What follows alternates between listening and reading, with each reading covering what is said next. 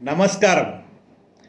ఈ మధ్యన ఒకతను ఇలా అన్నాడు, వాళ్ళ ఇంట్లో ఉన్న అన్ని వస్తువులకి, హోమ్ అప్లయన్సెస్కి ఇన్సూరెన్స్ చేశాను, అలాగే నా మొబైల్ ఫోన్, వెహికల్కి కూడా ఇన్సూరెన్స్ చేశాను, నా చుట్టూ ఉన్న వస్తువులన్నిటికీ ఇన్సూరెన్స్ ఉంది, కానీ ఒక మేజర్ మిస్టేక్ జరిగింది. నాకు నా కుటుంబానికి ఇన్సూరెన్స్ చెయ్యలేదు. ఇప్పుడు ఆరోగ్య సమస్యలు ఎక్కువైపోయాయి, డబ్బులు విపరీతంగా ఖర్చు అవుతున్నాయి అని ఇలా ఆవేదన తెలియజేశాడు. నిజానికి సమాజంలో చాలా ఇన్ఫ్లుయెన్సింగ్ ఫ్యాక్టర్స్ ఉన్నాయి.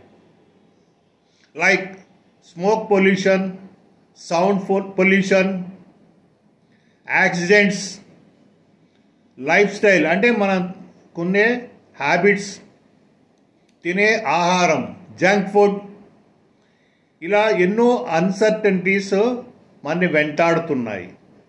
దీనివల్ల ఆరోగ్య సమస్యలు తలెత్తే అవకాశం ఉంది. ఒకవేళ హాస్పిటలైజేషన్ అయితే పరిస్థితి ఏంటి? రోజు రోజుకు హాస్పిటల్ ఖర్చులు పెరిగిపోతున్నాయి. ఇన్ఫ్లేషన్ 7% ఉంటే హాస్పిటల్ ఇన్ఫ్లేషన్ 15% ఉంది. హాస్పిటల్లో అడ్మిట్ అయితే ఏ రకమైన ఖర్చులు ఉంటాయి?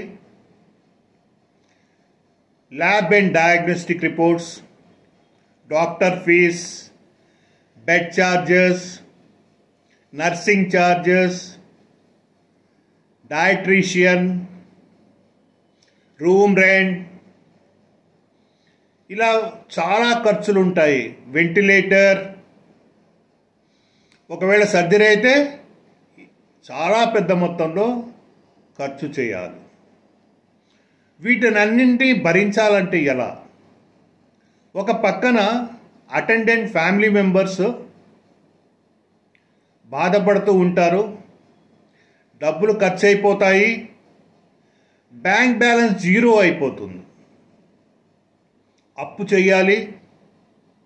కానీ పేషెంట్ని ఎలాగైనా కాపాడుకోవాలని తాపత్రయపడుతూ ఉంటారు. మనం సీరియస్గా ఆలోచించాలి. ఈ ఆర్థిక సమస్య నుంచి ఎలాగ బయటపడాలి?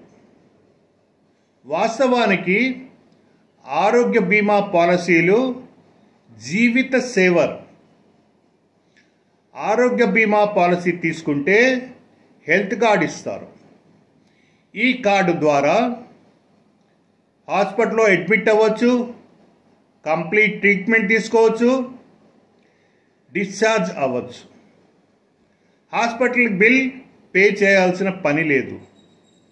ఆ బిల్ పేమెంట్ ఇన్సూరెన్స్ కంపెనీ హాస్పిటల్కి పే చేస్తుంది.